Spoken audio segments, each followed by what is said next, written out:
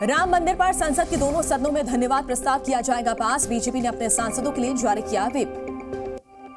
लोकसभा में आज शाम 5 बजे पीएम मोदी देंगे विदाई भाषण। 17वीं लोकसभा का आज आखिरी दिन, राम मंदिर पर भी बोलेंगे पीएम। सदन में पीएम मोदी का किया जाएगा अभिनंदन। भव्य राम मंदिर के लिए दिया जाएगा धन्यवाद। लोकसभा और राज्यसभा में रामलला की प्राण प्रतिष्ठा पर होगी चर्चा। बीजेपी ने सभी सांसदों को संसद में रहने को कहा। संसद में श्वेत पत्र पर चर्चा के दौरान विपक्ष पर बरसे वित्त मंत्री निर्मला सीतारमण। कहा, कांग्रेस के 10 साल में सिर्फ घोटाले ही घोटाले। निर्मला सीतारमण ने यूपीए सरकार को बताया आंदोलन जीवी और भ्रष्टाचार जीवी। कहा, सोनिया गांधी ने सुपर पीएम के रूप में किया काम। चर्चा के दौरान वित्त मंत्री निर्मला सीतारमण का बयान। कहा, हमारी सरकार ने देश की अर्थव्यवस्था को नाजुक स्थिति से बाहर निकाला।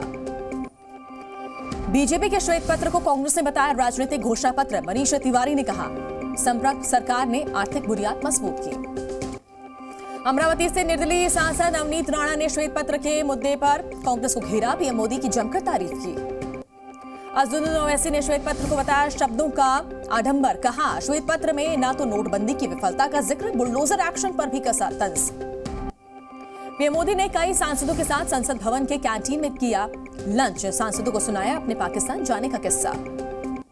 नीतीश सरकार के फ्लोर टेस्ट से पहले स्पीकर के खिलाफ अविश्वास प्रस्ताव लाएगी एनडीए। 12 फरवरी को विश्वास मत से पहले होगा पेश।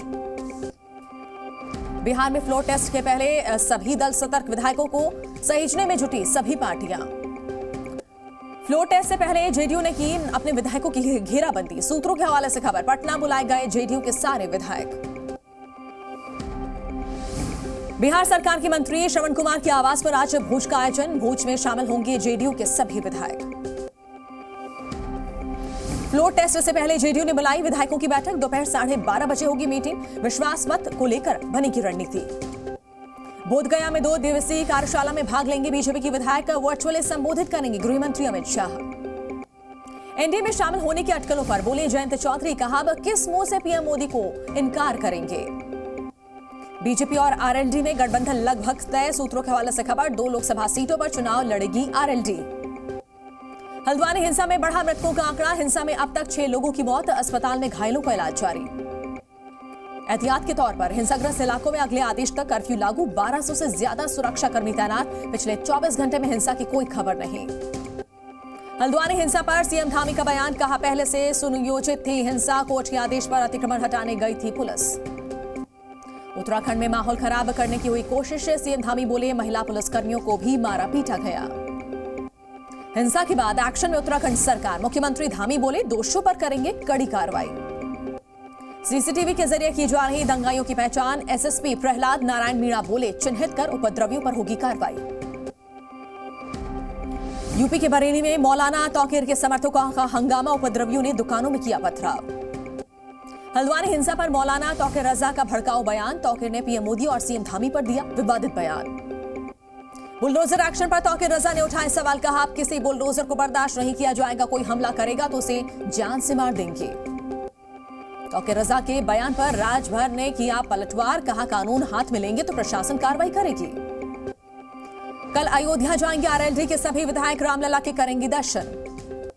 11 फरवरी को मध्य प्रदेश जाएंगे पीएम मोदी। झाबुआ में कई योजनाओं का करेंगे उद्घाटन और शिलान्यास। 2 दिवसीय पंजाब दौरे पर जाएंगे दिल्ली के सीएम अरविंद केजरीवाल। घर घर राशन स्कीम को करेंगे लॉन्च। थर्मल प्लांट का करेंगे उद्घाटन। पूर्व पीएम चौधरी चरण सिंह को भारत रत्न देने के ऐलान के बाद किसान संगठन खुश। एक दूसरे को मिठाई खिलाकर दी बधाई। कश्मीर में शीतलहर से बढ़ी ठंड। पहलगाम में तापमान -10 डिग्री दर्ज। कश्मीर के गुलमर्ग में कड़ाके की ठंड। -9 डिग्री तक पहुंचा पारा। दक्षिण कश्मीर के कई इलाकों में पारा -5 डिग्री दर्ज। एमपी में फिर शुरू हुआ अतिक्रमण हटाओ अभियान। छतरपुर में कार्रवाई के दौरान विवाद। नोएडा मेट्रो में सफर करने वालों के लिए एनएमआरसी की नई शुरुआत। मोबाइल के जरिए घर बैठे टिकट बुकिंग शुरू। एमपी के मंडला में खड़े ट्रक में कार ने मारी जोरदार टक्कर। हादसे में 3 लोगों की मौके पर मौत, 5 घायल।